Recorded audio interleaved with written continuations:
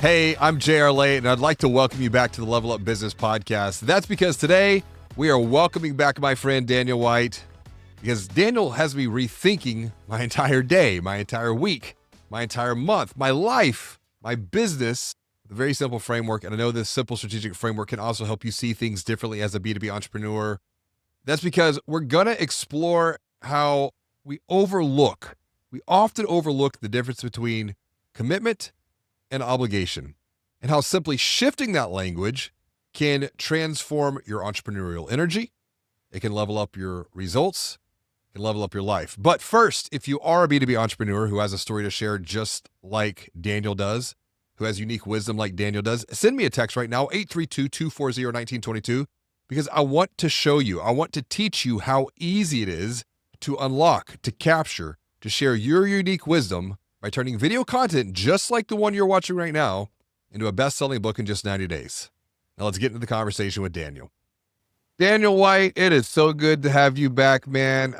I'm just having so much fun hanging out with you this year, and our conversations, learning, growing together, challenging each other. So thanks for that, man. It's wonderful to be here again, James Robert. JR. That's it. Awesome. I want to talk about that because you and I have gone through a personal rebrand of sorts over the years. Yeah. Talk about your personal rebrand and why that was important for you. Because I have gone by James Robert and now I'm moving to JR for a variety of reasons. But what about you? So my first name is Kimberly. My second name is Daniel White. So all my life, I've been known as Kim White, right? And I always loved Daniel. And it was always frustrating. And when I was in my 50s, it was like, oh, hang on, I think you're old enough to decide what you want to be called, right? So it's like, okay, how about go with Daniel? The reason is Daniel's my father's name, my grandfather's name, my great-great-grandfather's name, and I always loved it. But my mum didn't want another junior in the family, all right? Because my dad is in his 80s now and these sisters still call him junior, all right? So mum saw it way back then that she didn't want this to exist.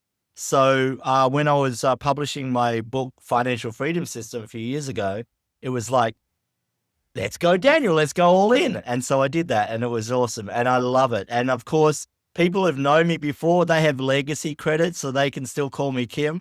But most people have switched over to Daniel. And I love it. It just feels so good. Well, that's interesting you're talking about the junior because that was my story. My dad is Robert William Lay. I am James Robert William Lay. James Robert is my first name. And so my mom did not want me to be a junior, but it's funny because she got a JR out of it. That's not juniors. Cool. Right.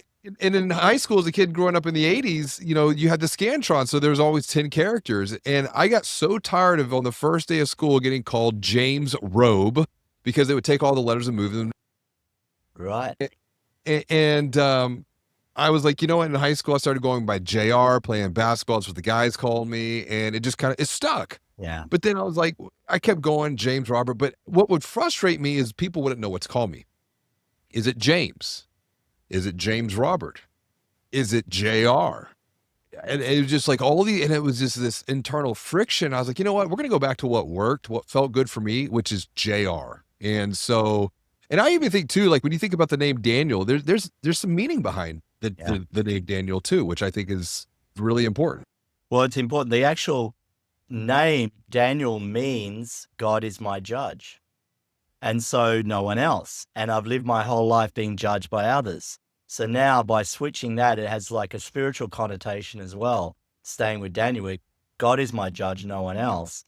And it's given me this strength that I feel like when people judge me, it's like, it doesn't hit me. Whereas before it used to hit me hard. So that's another funny sort of swing on that.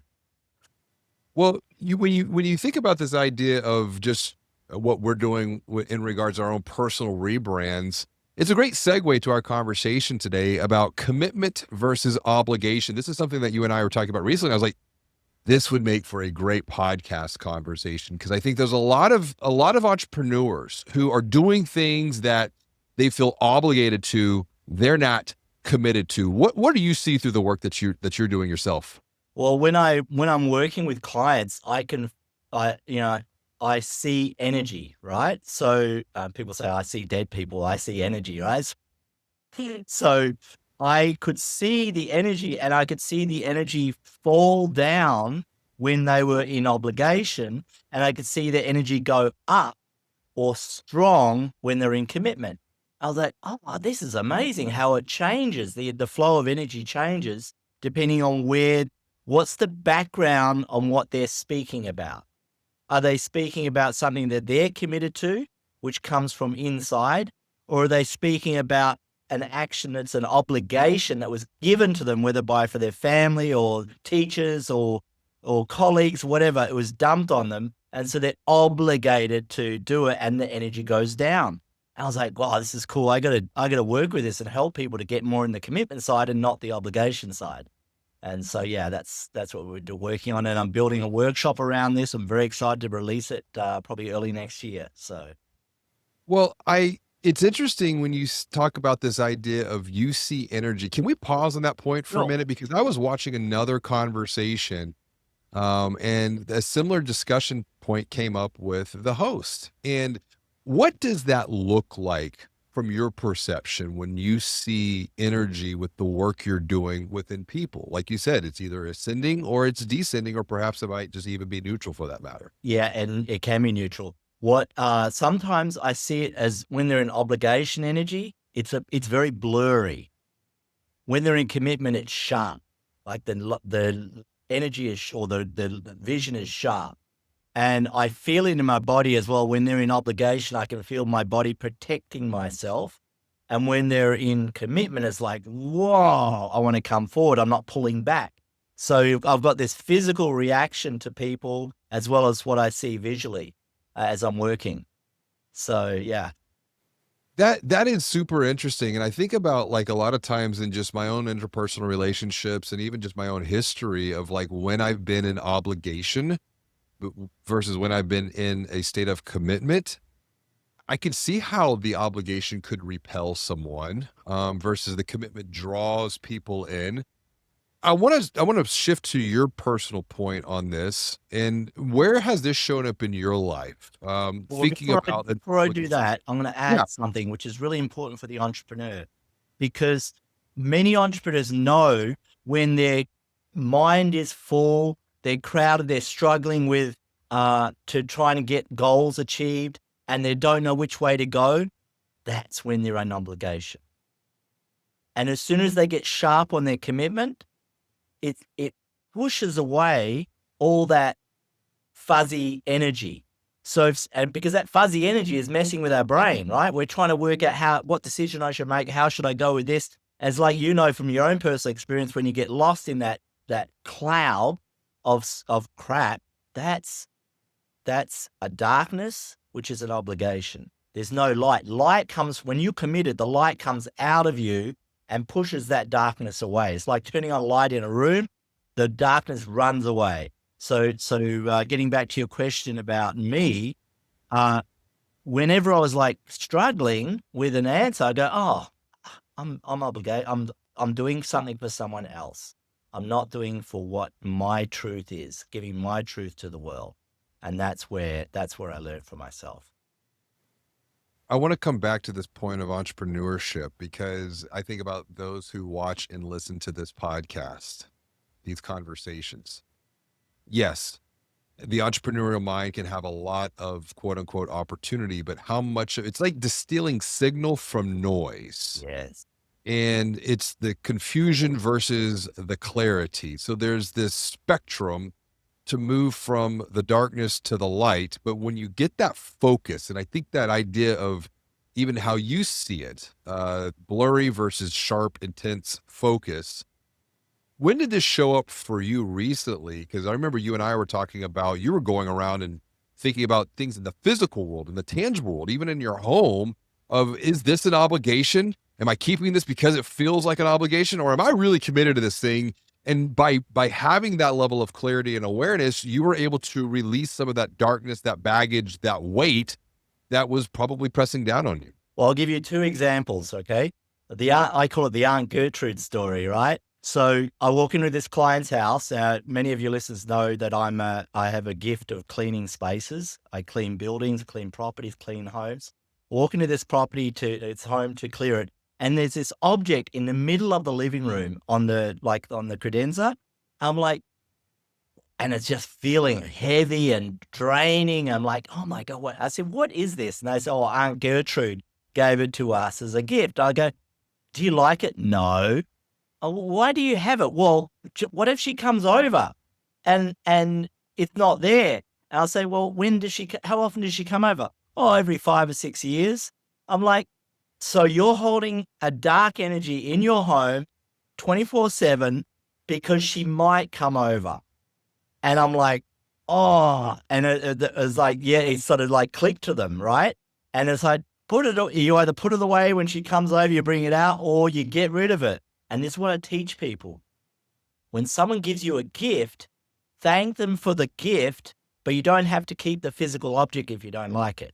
So you appreciate the gift, the giving and so forth, but you don't actually have to keep the physical object, all right? And that protects you. The second story was absolutely brilliant. I went into clearing another home in Australia, and I walk into the dining room. It's really dark. The whole room is dark. And so I'm checking, okay, what is it in here that's causing this darkness? And I saw this candelabra with all these candles that had been lit, and there was all cobwebs on them and dust and everything. I go, oh. And so I asked them, what's the story with this candle? They'd been in the house for 15 years, and they had a housewarming party, and they had that candelabra burning during the housewarming party.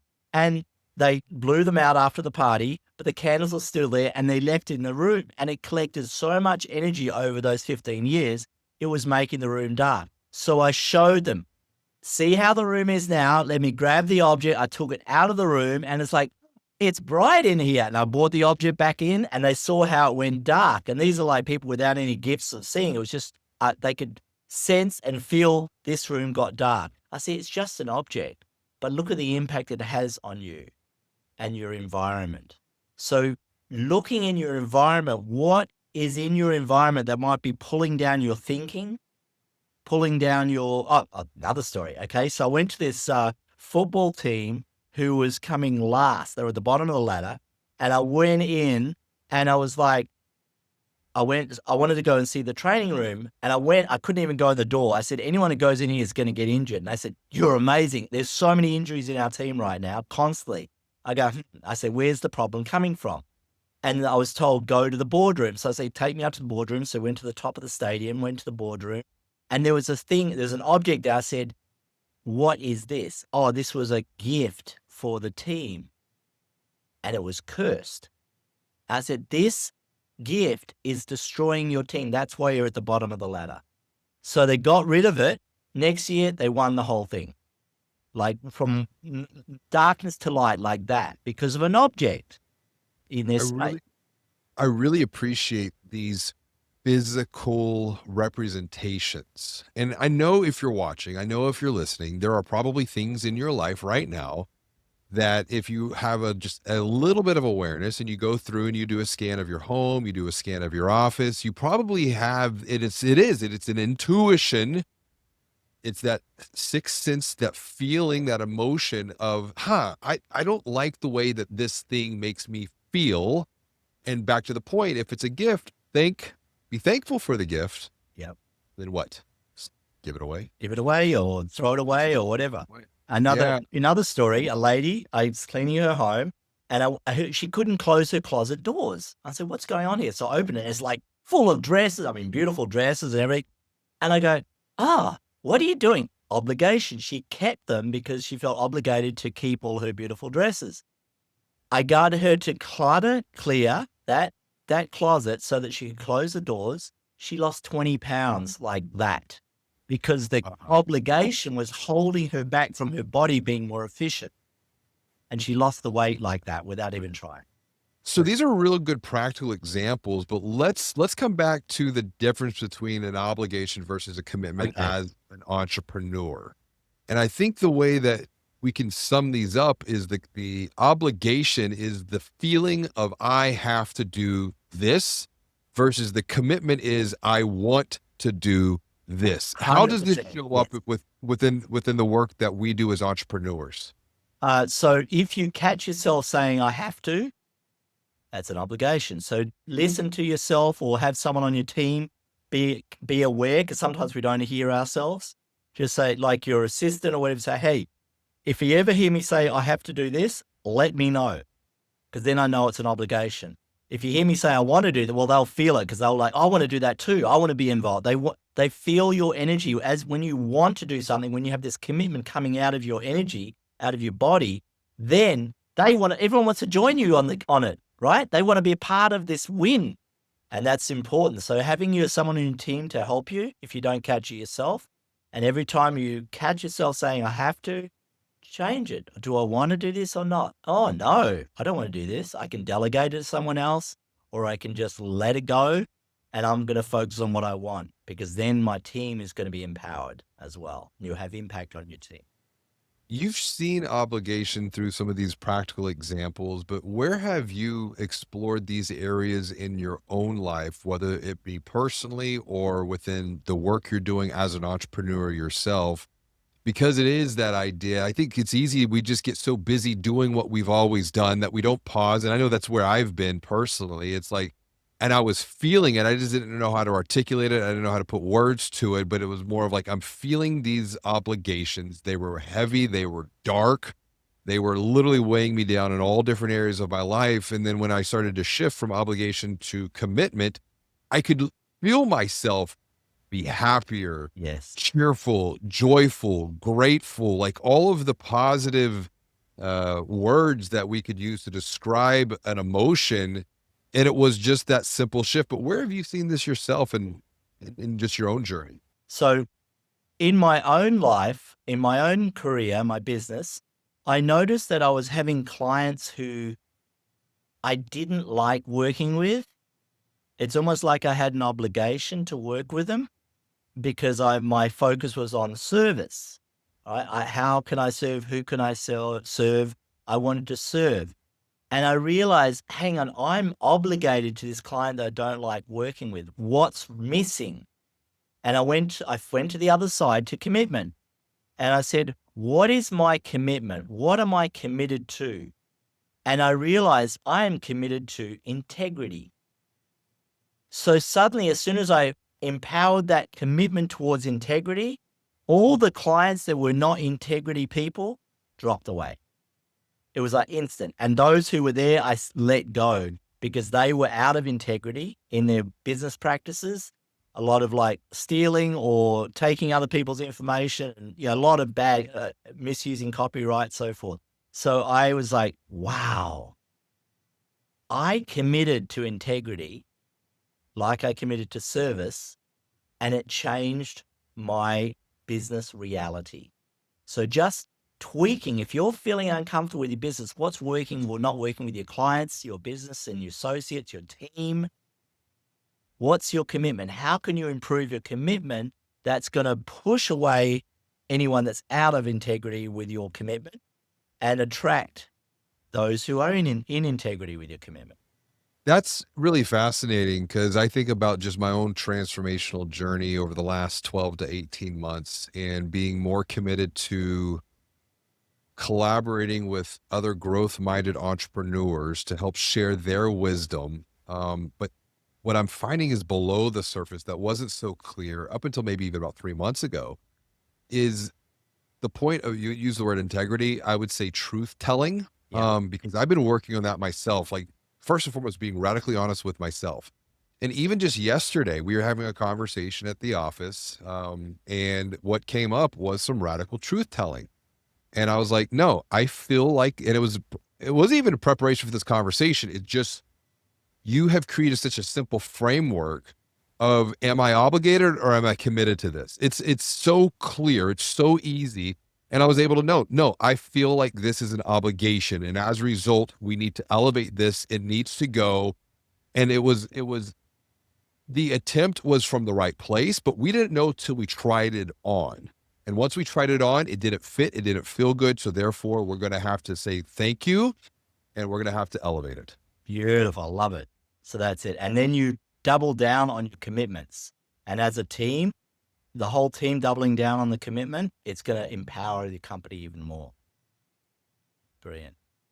Where have you seen this show? I mean, I think about someone we both know. Shout out to Bill Bloom. Oh, yeah. I mean, you talk about a commitment.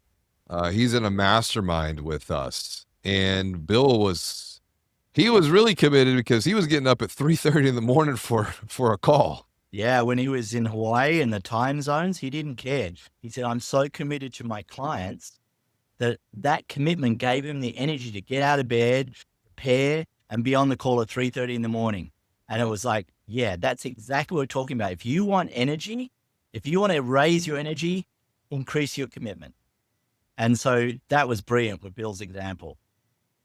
How much of that raising your energy by increasing to your commitment, by committing? I think even like something that came up on the podcast recently was the word conviction, like being convicted to your commitment. What is it for us when it comes to having that conviction to a commitment? What does an entrepreneur need to do to get to that state, that place of being, that level of awareness? If you think of something really simple, like, am I tired or am I energized? If you're tired, there's a good chance that you're lacking in some commitment. Because whenever you're committed to something, time stands still. You know this, the examples yourself. You just suddenly, time expands, energy grows. So if you're exhausted, like if I have a night where I'm only sleeping a few hours with travel or whatever, I'm so committed when I wake up that suddenly I've got all this energy and it's not a problem. I just go forward until I sleep the next night. And it's like, wow, this is because of commitment. I remember the days when I didn't have this and it would just be the longest day because the obligation was running my show, not the commitment. So shifting that and empowering the commitment. So if you notice as an entrepreneur, your energy is weak or tired, then, okay, how can I raise my commitment? What do I need to, how can I refine my commitments to get more focused? And then the energy starts to come out of you and you get stronger. This requires listening. It requires listening to yourself. It requires listening to your intuition. And then when you listen, you have a foundation, the courage to take action on that intuition. But how do we even get to that point to begin with in the first place, to develop that skill, to develop capability? I would bring in team members to help you, or even your life partner or kids to call you on it. If you say, oh, I'm so tired today, boom, they call you on it. Oh, you're tired, are you? Or something like that. And it's like, thank you. So you're bringing the who's around you to help you until you start to catch yourself saying it and you go, oh, I said it again. All right. It's like, I remember when I got rid of but out of my, it's a great day, but, and I was like, you're draining yourself because of an obligation. And so I said, I'm committed to changing the word but to and. And as soon as I did that, I'm tired and I'm going to do this. Or it's a great day and I'm going to, it's like change the whole energy and raise the commitment to and raise my energy. And the but was draining my energy. And that's part of obligation. That's interesting. To fit in with the obligation to bring the but in. And so we always have a but-free zone, right, at the office. The obligation is pulling our energy down to fit in with the low levels of society. And entrepreneurs want to grow. They want to excel. They cannot go down. They have to go up. So bringing your team members to support you in this, and then the team members also get into it. It rubs off on everyone. And that's an example. Well, that idea of just that one shift of verbiage and it shows the power of words for that fact, because I think about another frame or reframe. That's a great idea, but versus that's a great idea. And it's opening up because it's not diminishing, or another way to reframe this. Here's what could make this better. Versus, here's what could make this even better. By adding the even to the word pattern, it's we're honoring the work that someone else has done, and then that was great. Leveling Let's up. build upon that and level it up. Exactly. Now let's come back to obligations, because where do our obligations come from to begin with in the first place? How can we start to be aware of, I think this is an obligation, but where might those come from if we're not even aware of them to begin with in the Many first place? times it just comes from your growing up, your family environment, relatives. It can come from school friends, anyone who's around you that's really struggling for some reason. They bring that, and that they're in obligation a lot of the times because they're kids, right? It's like you're obligated to your parents or you're obligated to the school or whatever. And you don't, if you some of these ADD kids, right, which a lot of our entrepreneurs know because we see it in the mirror every day, they have the energy to commit, to give to the world, but they're conditioned to shut down. They're obligated to shut down, to behave, when their behavior should be expressing in the world. So the ADD is actually a gift for the world, but the world is trying to crush them. Does that make sense? So you're naturally expressing through the ADD or whatever, the ADHD, you're expressing your energy and you've got this fire and everything. It's like, boom. And I remember Kathy Colby, who invented the Colby system. She called me one day and she said, you know what? I want you, when you come to your workshop with me, I want you to know, if you're feeling that energy, you can get up and walk around the room. Just don't disturb anyone else. Don't sit there all day because that's going to hurt you. And she was spot on. And as soon as I started doing that, I walk around the room at the back of the room. I got so much information. I thought, wow, I wish I knew this in college. I wish I knew this in school. I would have got so much more out of it because I had the freedom to move the energy instead of being locked in the seat and being controlled, right? Well, see, you're about to light me up on this because I have a lot of personal passion, because I would say historically as a kid growing up, like I was always challenging, questioning, you know, pushing back on why things were the way they were. And then I was always being, no, like just no, be quiet, sit down, etc. But I have found that the more that I'm it's like I also get this secondary wind, the secondary energy. It's whenever I'm sitting. And it's funny too, because I've noticed, like, as I've hosted probably 550 some odd podcasts at this point, like I ended up sitting down. I used to stand to host, but now I sit down, and that makes for a better conversation, because I can, if I'm up and I'm moving, I understand my energy could be probably too much for people, which backs them up a little bit, where I want to meet people where they're at as well. Yeah. So, But you're committed to it. See the difference? You made the commitment to your person you're interviewing, all right, or who you're dealing with. So that commitment gave you power. So you can sit. So you're not being controlled. You're no. empowering. It's a different energy. When you're in school, when you have to sit in your seat, you're being controlled. Oh yeah, no, like that was always an issue. Like I said, you're going to get me real fired up on this one.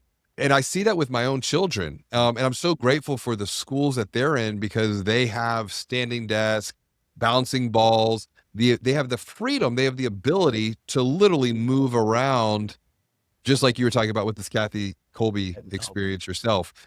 As we start to wrap up with obligation versus commitment, I'm so grateful that you are starting to share this unique wisdom with the world, because I do think it is so easy to understand and start to see in different areas of our lives. What would you recommend for someone watching or listening to be able to apply this framework? Because I know you're developing a workshop for this right now yourself. Where can they start taking this and, like, obligation, commitment, light, dark, energy, drain? What would your recommendation be to move forward and take action on this? First, talk to the people around you to support you and help you, right? See, I'm committed to being stronger and being a better team member, or being a better leader, or being a better husband, or a better wife, whatever. So bring the people around you to support you. Can you call me out when I'm doing this? Can you, right? So that's number one. Second thing is to go through and think about, what am I committed to? Give yourself some time to sit. What am I really committed to? And really identify what your commitment is. And if there's something missing, what do I need to fill that void? Okay. So when you're committed, like you'll level up, all right? You didn't call yourself level. You said level up. So you're bringing the level up. So you're not just jumping up, you're bringing the level up. So the bottom, it's not the ceiling, it's the bottom is higher. So it's a commitment to really raise the base, raise the energy underneath you so you're stronger, you're more committed and so forth. So having team members, having focus on what you're committed to. And then the next thing is just learning about your energy. Do I feel tired? Going through your home. Is there something in my home or in my office that drains me? Am I holding on to the past too much? Am I going through, I used to have this ritual where at the beginning of the year, I'd have all my clothes in one closet. And as you use them, they would get washed and put in the next closet. At the end of the year, whatever was left in the first closet, I didn't use it. I can let it go. So that's one technique that I use to help myself. Looking at, if I'm on the couch and I fall asleep, okay, why is the couch making me tired? If I go to this chair, do I feel stronger? When I buy my clothes, I put it next, say I put this shirt, buy this shirt, I put it next to my chest and say, am I up or am I down? Or put trousers next to my legs. Do I feel stronger, more grounded, or feel weaker?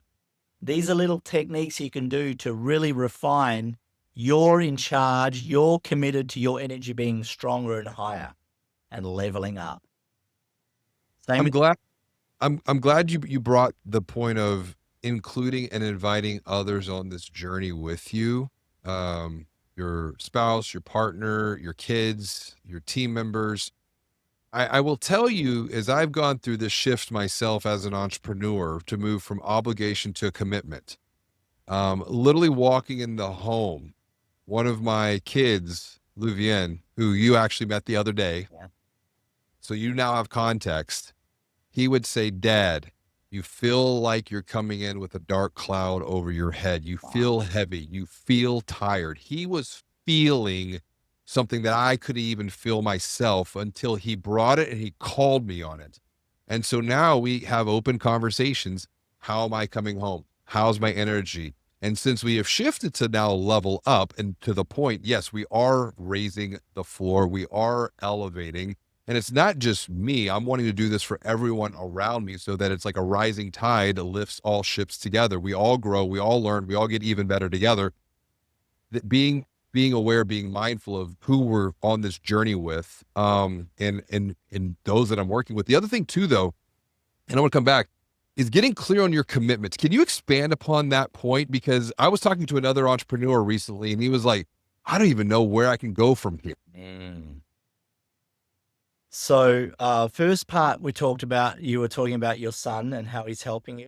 What I recommend to entrepreneurs, when you leave the office, especially after a stressful day, you get home, 5-minute shower, wash off the day, put some fresh clothes on, and have like 10 minutes for yourself, catch a magazine or whatever, not scrolling, but something extra, or just walking outside, and you'll be on. And you'll see the difference when you get home versus after the shower, and you'll feel a shift in your energy. Having that transition is really important. That's part of the commitment, because you want to be committed at home as you're committed to your work, but you don't have to mix the two. Okay, so that's the first part. The second part, just remind me again what you were saying there. The second part is I was talking to an entrepreneur recently. He's probably in his mid-50s and he's thinking about, where do I go from here? And so I asked him the R factor question from Dan Sullivan. Like, if we were having this conversation 3 years from now, what needs to happen between now and to then for you to feel good about the progress you're making?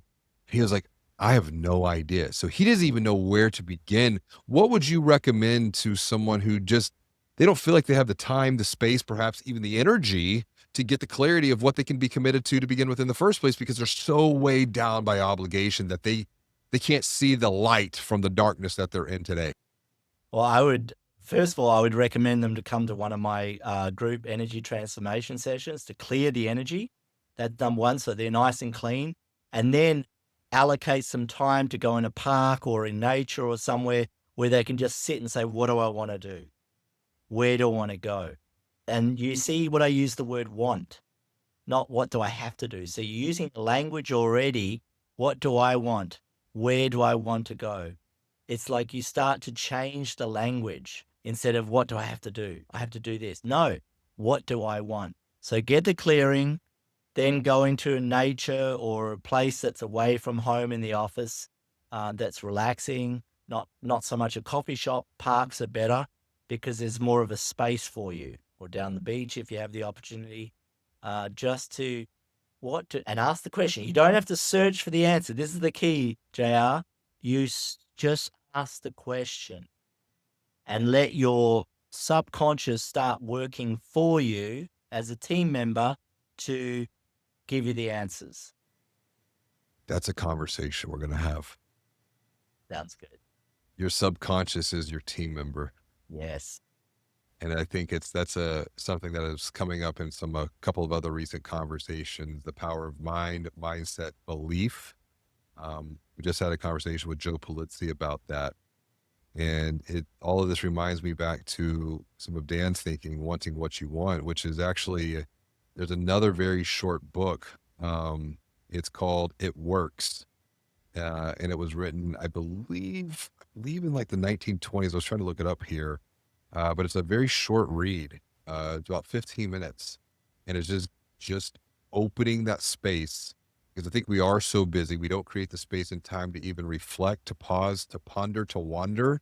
And your point, coming back into nature, I can tell you, for the 2 books that I've written as an author, my downloads always came when I was traveling overseas in another country, out in nature. Yes. And so we're about to take another trip as a family, and I'm just looking forward to questioning, wondering of what I'm going to come back with. Even Audrey is like, she goes, I think when you get back from Italy, things are going to change for the good.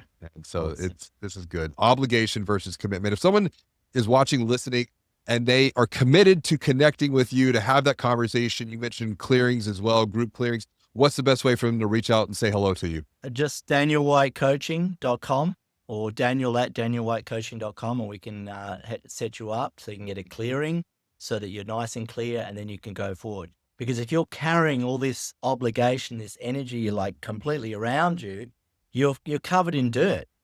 And no matter what, you're trying to get the answers and you're bouncing off the dirt. We got to clear the dirt away from you so you can be free to be receiving the information when you ask the question, what do I want?